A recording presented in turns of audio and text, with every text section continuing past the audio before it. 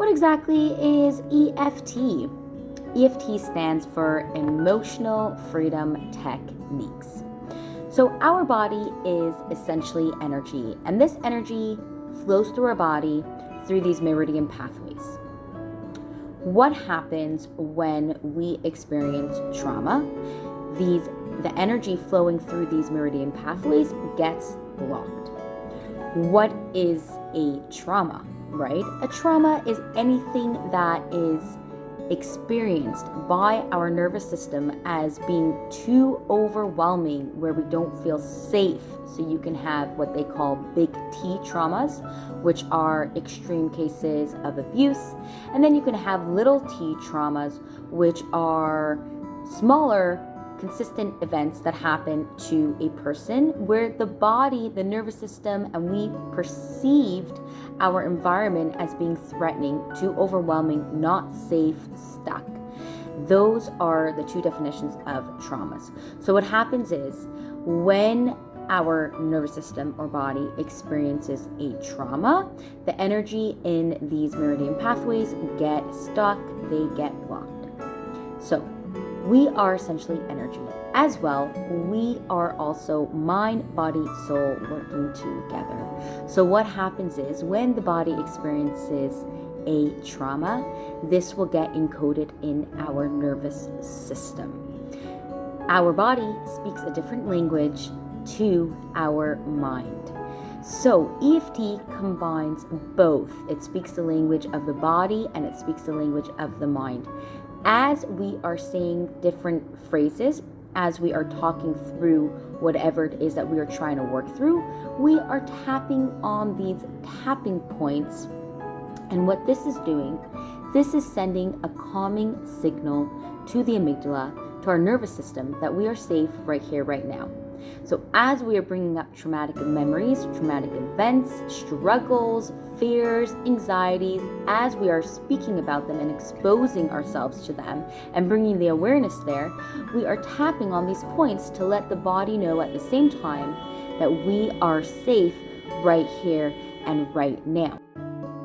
As well, when we are tapping on these points, we are allowing the energy to flow smoothly through our bodies again. When we experience a trauma, or when we are in a stress mode, when we are in a freeze or flight or fight response, and we are in overwhelm, the energy in these meridian pathways tend to get stuck. So when we tap on these points, we are calming the nervous system, which is allowing the energy to flow smoothly through our body once again. EFT combines exposure therapy and cognitive behavioral therapy while using a form of acupuncture while you're tapping on these acupoints on your body. So we are exposing ourselves to whatever it is that's challenging us right now. We are bringing our awareness to these issues or these struggles, and at the same time we are tapping on these acupoints and working on a cognitive shift. So it's combining all three therapies. Let's take an example. We have a child who gets bitten by a dog when they are 3, 4, 5 years old. What happens is that memory gets encoded in the brain as dogs aren't safe. That was a traumatic event that happened. They got bit, there was a lot of pain, there was a lot of fear, and so the amygdala, the freeze, flight, fight response, stores that memory. And what happens is, as this 3, 4-year-old gets older and maybe is now an adult, she's a 40-year-old woman who runs across the street every time she sees a dog. She cognitively knows she's safe. The dog is harmless. I'm a 40-year-old woman. Why am I still afraid of dogs? What's happening there is her body doesn't know the difference. Her body is still stuck as the 3-year-old. Her nervous system is still responding as a 3-year-old, as if she is back there as a 4-year-old that got bit by the dog, that does not want to experience that again. So she runs across the street to prevent that from happening. This is where EFT comes in.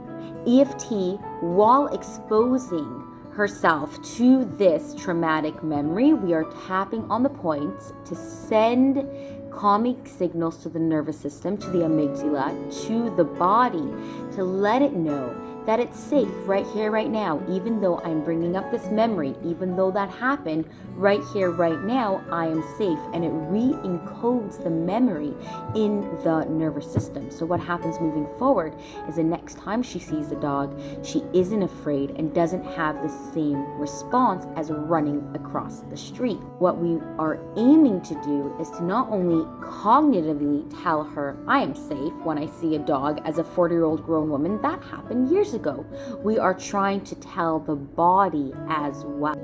Our body nervous system does not know the difference between a perceived threat and an actual threat that's happening in real life. So we all have traumas, overwhelm, stress, unpleasant memories from our childhood, maybe even just from yesterday or a week ago. And what happens is these memories, these thoughts get stored in our nervous system. And our nervous system, our subconscious, doesn't know the difference between what we are actually thinking of as a perceived threat or an actual threat in real life. So when we constantly bring up these memories, bring up traumatic events or stressful thoughts and ideas and memories in our mind, our nervous system doesn't know our nervous system doesn't know the difference. And so what happens is when our nervous system, our mind thinks we are under threat, we go into the freeze, the fight and fight response. And this response is very useful and it was made with such wisdom, but it's not made to be overused. And if we are in chronic states of stress, this is where we can actually do more harm to our body and our nervous system. So with tapping, we are allowing the energy to flow through our system again, the energy that gets blocked by stressful thoughts, stressful events, stressful memories that we are constantly bringing up.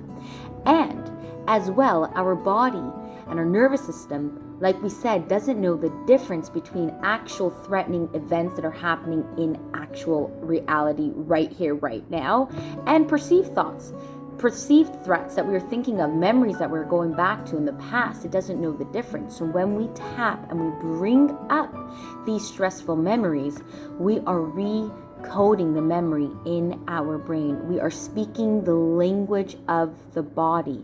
We are giving attention to our nervous system. We are bringing our nervous system into a state of calm and ease. And we are letting it know that it's safe right here and right now by speaking its language. And its language is through this tapping, these tapping points. Tapping on these acupoints is speaking the language of our body and nervous system. A few things to know when we are tapping. When we are tapping, we are actually bringing up unpleasant memories, unpleasant events, things we don't want to think about, stressful situations, even extremely traumatic events. So, a couple things to note: that the body and nervous system has so much wisdom. If there is something that is too traumatic, that is too heavy for us to go to, the body won't be ready to go there, and the nervous system and our body will protect us. And things won't just come up and to the surface if we are not ready for it. As well, there are gentle techniques that we use. So there are techniques that we use when we do feel like we are going into that panic mode and we're too afraid to go there, we pull out these gentle techniques to let the body know that we are safe right here, right now. We work extremely, extremely slowly as to not overwhelm the nervous system.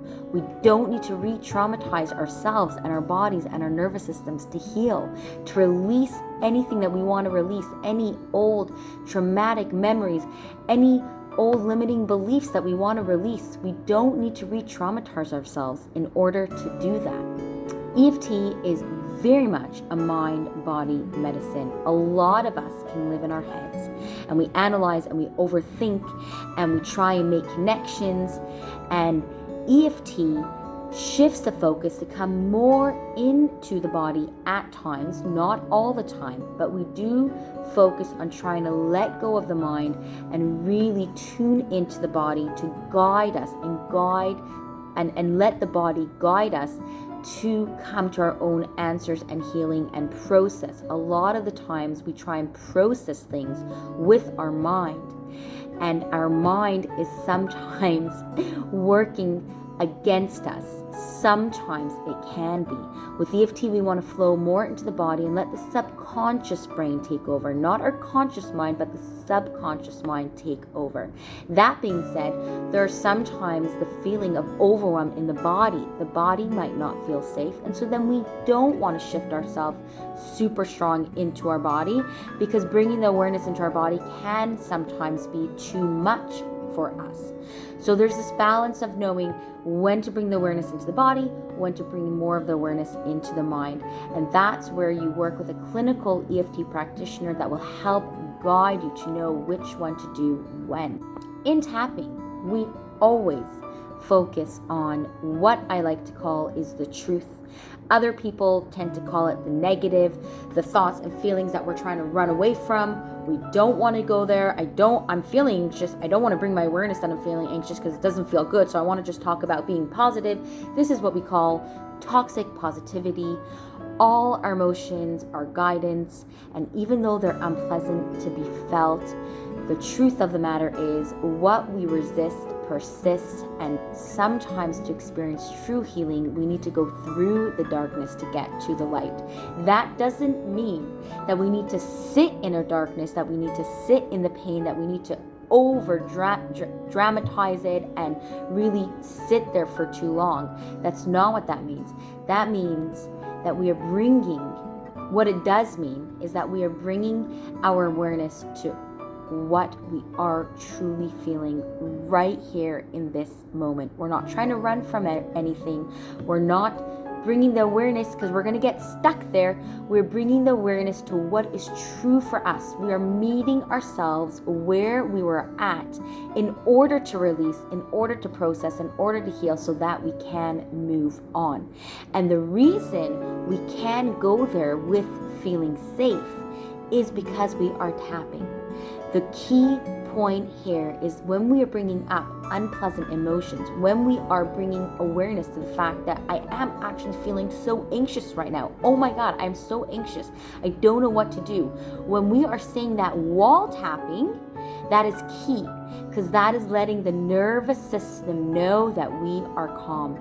And sometimes the body, most of the time, the body and ourselves, we need that awareness. We need to hold space for that awareness to meet ourselves where we are at in order to release it.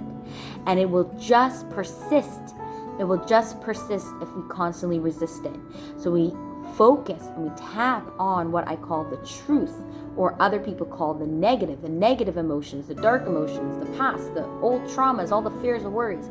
We tap on all of that first, on what is really, truly coming up for us, so that we can process it, heal it, and release it.